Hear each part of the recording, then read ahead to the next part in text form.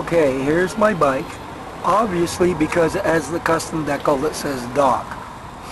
I decided to make a video because I want to explain why I've gone through some of the excesses on this. So let's move down here to the pedal.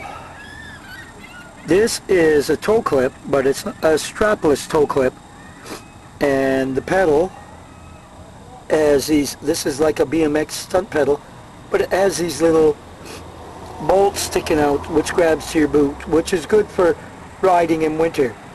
I put this type of toe strap because regardless of whether you're wearing a hard-soled shoe or a boot in the winter, you can still fit into it. And it's more efficient to ride with toe clips. While I'm down in this area, this is my brakes. This was something I think in the 80s that they thought, because the frame is stronger down here on the chain stays as opposed to up here on the seat stays, that it would stop the flex and give more efficient stuff, more efficient braking rather. But unfortunately, such was not the case, and there was a lot of dirt that gets in there to interfere with these. Now, the original brakes that I had on this, the interior stuff in here was plastic, and it deteriorated and you couldn't get it. So my local shop switched me over to BMX brakes, and I run Eagle Claw pads, which are a higher compound of rubber and much more efficient in the wet and the grime of winter. Now this thing here is actually a fender designed for mountain bikes, and usually, or not mountain bikes, yes, mountain bikes with shocks, but usually it's mounted up in this area. But I put it down here and cut it a little bit so that it prevents the dirt from coming onto my brake system. This, by the way, is my trailer hitch, which might be covered in another video. I got a real nice rack, rear rack, which is adjustable. It could have come up here, but I extended it to the back because this allows me to put not only my seat bag but my trunk bag on. These pockets here also on zip create a saddle bag just as this. I would recommend to anybody who is getting bags, if you're going for the more economical bags, these are Louis Garneau's, which is a Canadian company, and I like to support. I've supported them for years. It's tapered so that your heels do not hit if you happen to have it mounted forward. This is just a camera bag that I've mounted on top. This is a Bonchanger bag, very efficient. I'll show some of the efficiency of it in a minute. This rear reflector is actually a trailer taillight lens that I found on the side of the road, and I drilled it out to give me to mount to the standard bicycle reflector unit, but it gives me a bigger surface. There's loops on my bags, and I put cheap carabiners in case I want to fasten something up. I put the red on the back because it's also reflective. This is a trunk bag, or not a trunk bag, a seat bag, sorry. And what I store in there is my everyday clip-on tail light and front headlight. I don't always, if I'm running around town or at home, I don't run all this extra baggage here or on the front. This bag is a top tube bag. It's a Roswell. It opens like that. It also has a rain cover, as do I bought custom rain covers for the back. This has a rain cover, albeit if I fold the extra pockets out, they don't cover. This I often store my cell phone in, and with the little mesh pockets, if I'm going for errands and I have a grocery list or something, I put that there. This is an alarm system. You heard 2 beeps. And so I like that because it gets my attention. I also have one for the trailer. and it has a 4-digit code to shut off. This seat is fairly cheap. I'm going to probably switch it out. Over the years, it cracks. I put liquid tape on it to seal it back up. So I usually get about 4 years, 3 to 4 years out of a seat like this. But I think I'm going to upgrade to a more expensive seat, similar product. I have a double cage splitter here. These little bottles are what I call my food bottles. I usually carry raisins or prunes or other snacks on it. This bag here is also Roswell. It unzips on the far side.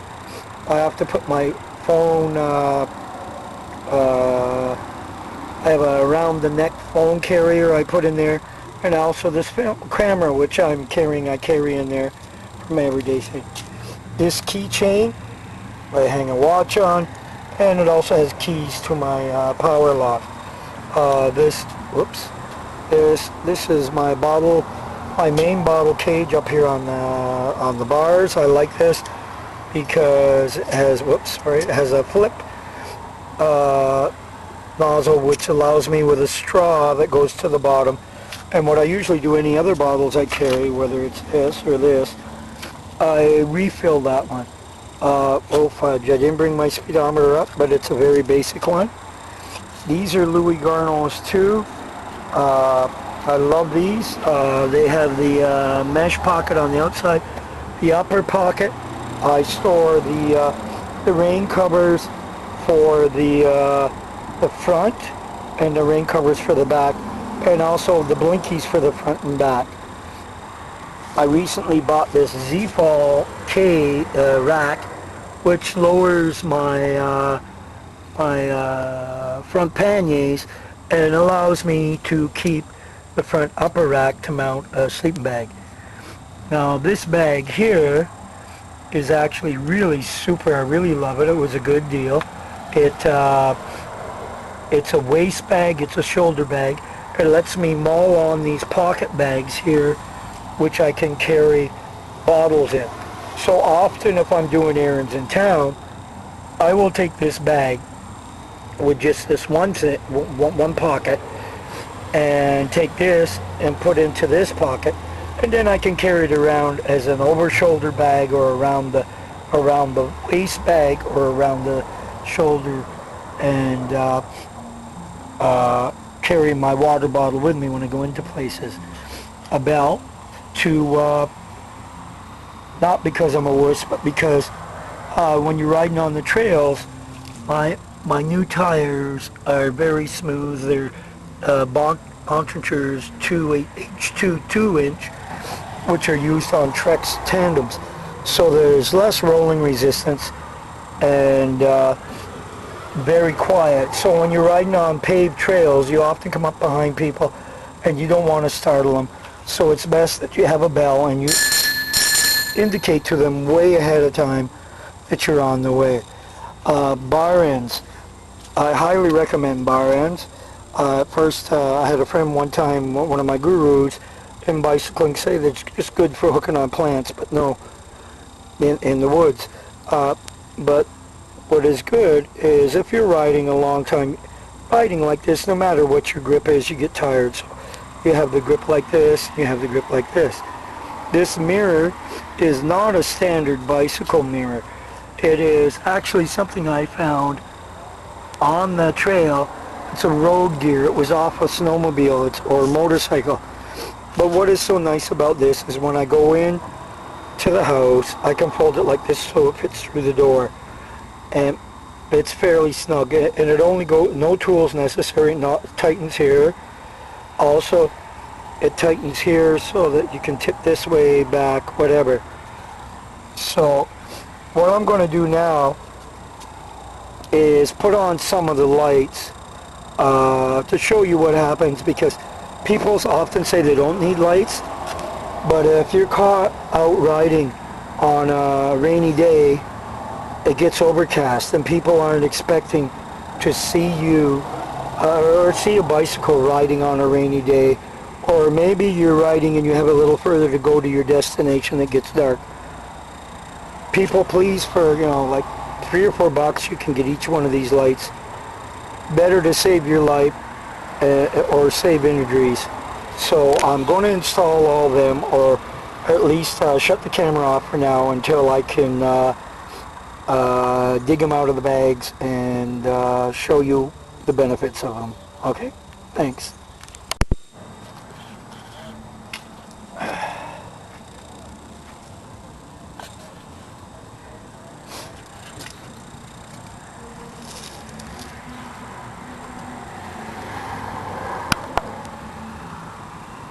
Okay, we're back.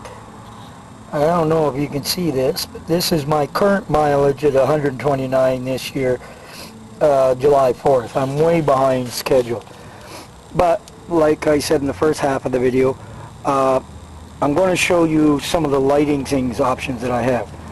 Now, like I said, up in this front pocket, I carry rain covers for these front bags and also for the lower back bags. This is, let's see if we can get it here. These are clip-ons. This is, it's like a green light. I don't know if you can see it in this thing. But it clips on to this rubber thing here. They are carried in the front pockets. On the back, we have a similar situation with the rubber by Garno. And this is this. And then I can show you there's varying options. Now, that is the grips. Let me come over here to the car where I've got the other one stored.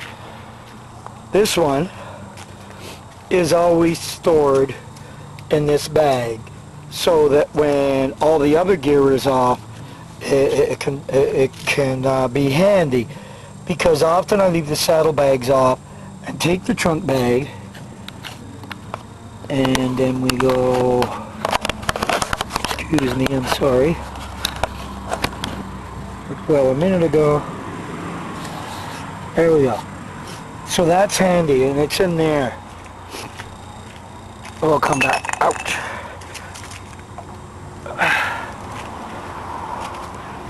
This is the other light that's stored in the front, and we put it back. Whoops. Just clips on very easy. And we have a light, or a flashing light. But this is good. I usually keep this in the back bag too, back here, because not too often does this bag go on there. Now, the final set of lights is, there's going to be times when I have, you know, like sleeping bags on the front, which will lift that up. And that's where we remove the champagne cork. Come up here with the riser, which goes like this. Whoops, sorry. So I have this light. Oh.